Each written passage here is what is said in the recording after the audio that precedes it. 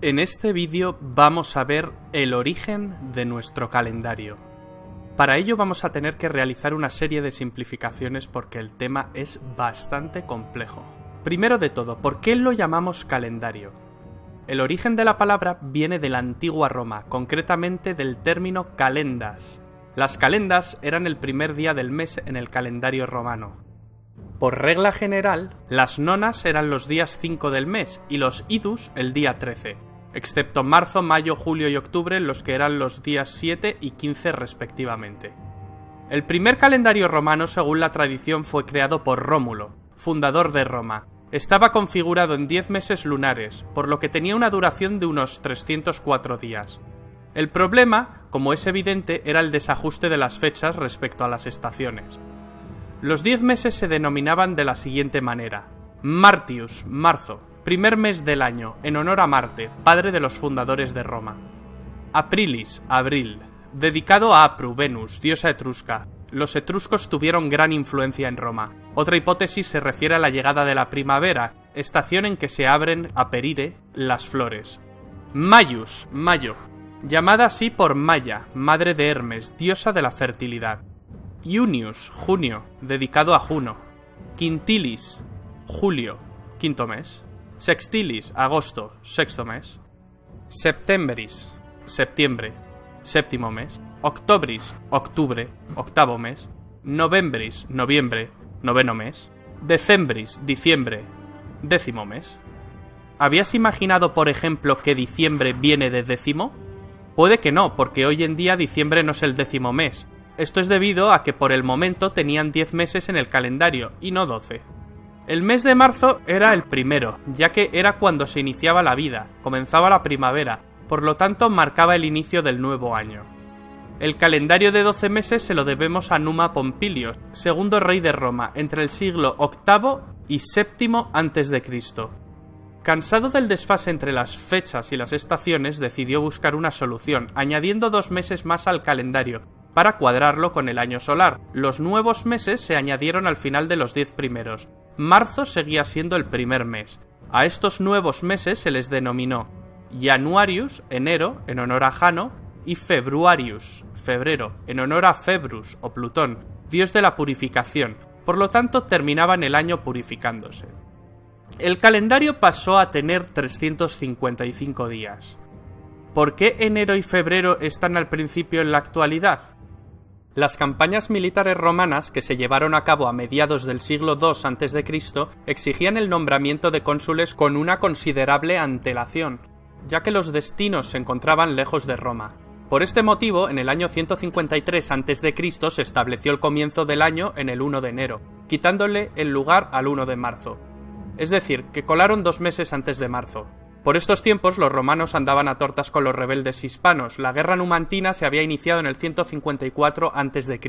y Roma debía dar una respuesta con rapidez, por lo que el nombramiento de Quinto Fulvio Nobilior como cónsul se adelantó 2 meses. Lo que fue un arreglo coyuntural se acabó convirtiendo en un cambio permanente, y los posteriores cónsules empezaron a adquirir su cargo a principios de enero, ya que esta modificación les permitía preparar las campañas en invierno para poder empezarlas en marzo. Por consiguiente, se podría decir, sin exagerar, que la revuelta del 154 a.C. en Hispania provocó una alteración notable en nuestro calendario. Todavía andábamos con un calendario de 355 días, y algunos meses tenían nombres que no nos suenan familiares. Como después de la reforma de Numa Pompilio las cosas no se arreglaron, ya que tenían un calendario lunar desfasado con el curso estacional, basándose en el ciclo solar, 365 días, se optó por añadir algunos meses denominados mercedonios o intercalares. Vamos a ver ahora una cita de Tito Livio. En primer lugar, dividió el año en 12 meses, correspondientes a las revoluciones de la luna, pero como la luna no completa 30 días de cada mes, y así hay menos días en el año lunar que en los medidos por el curso del Sol, interpoló meses intercalares y los dispuso de modo que cada 20º año los días deberían coincidir con la misma posición del Sol al empezar, quedando así completos los 20 años. Vale, ¿y qué quería decir Tito Livio con todo esto? Pues que cada 2 o 3 años se añadía un mes intercalar o mes número 13, y esto hacía que transcurridos 20 años se ajustase todo de nuevo. Y vuelta a empezar. Los romanos distinguían 4 estaciones denominadas ver, primavera, aestus, verano, autumnus, otoño, y ems, invierno. En el año 46 a.C., Julio César decide cambiar el número de días.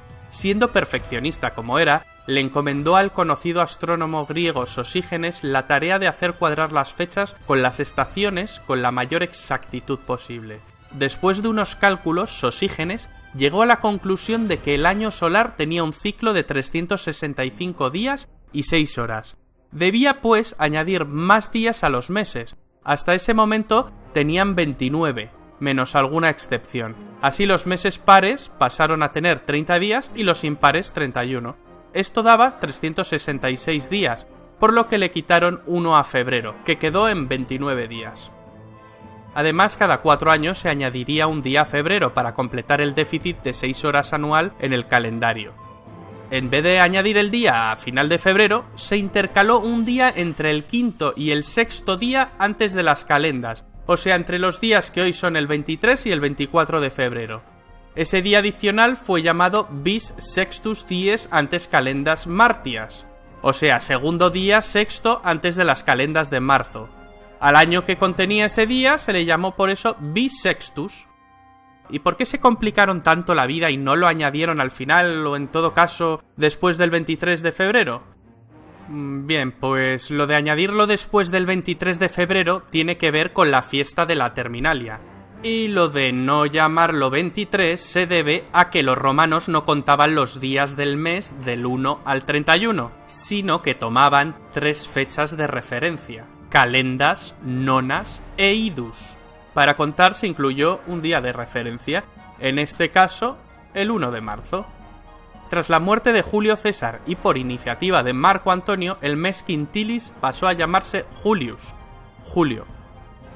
Octavio Augusto, su sobrino y primer emperador, no quería ser menos. El mes de sextilis pasó a llamarse Augustus, agosto.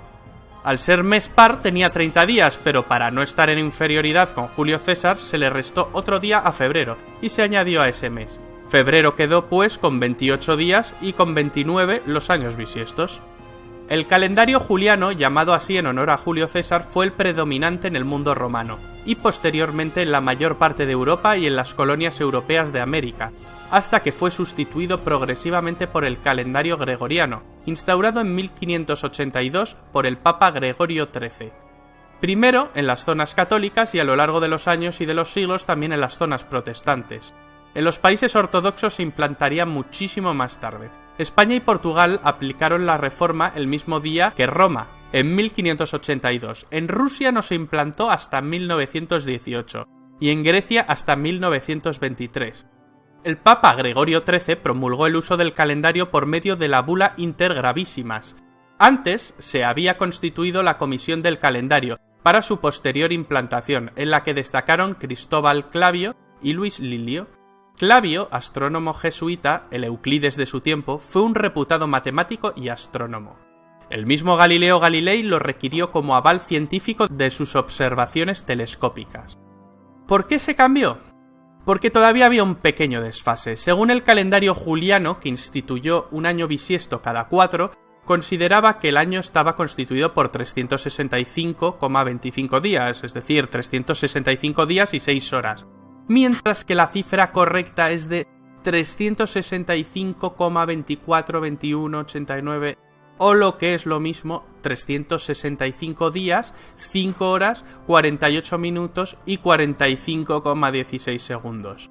Este desfase es muy pequeño, pero a lo largo de los siglos el error se va haciendo cada vez más grande.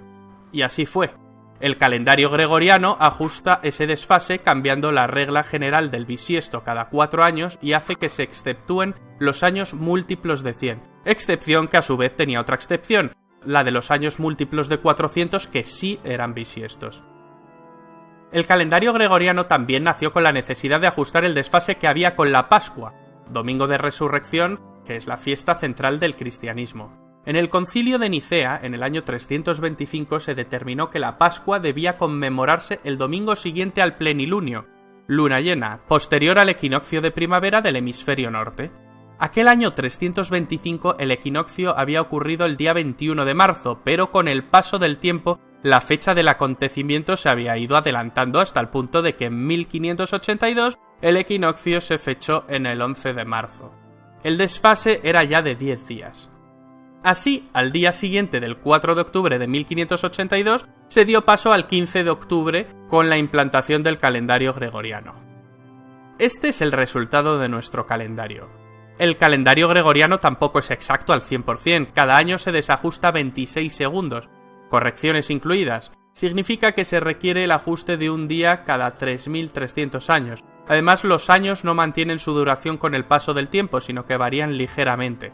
El año disminuye su duración en 1,15 segundos cada siglo, resultado de las perturbaciones que sufre la órbita de la Tierra alrededor del Sol, por la acción de los restantes planetas y por el movimiento anómalo del eje de rotación terrestre. Se trata de una cantidad pequeña, pero no la podemos despreciar porque se va acumulando año tras año.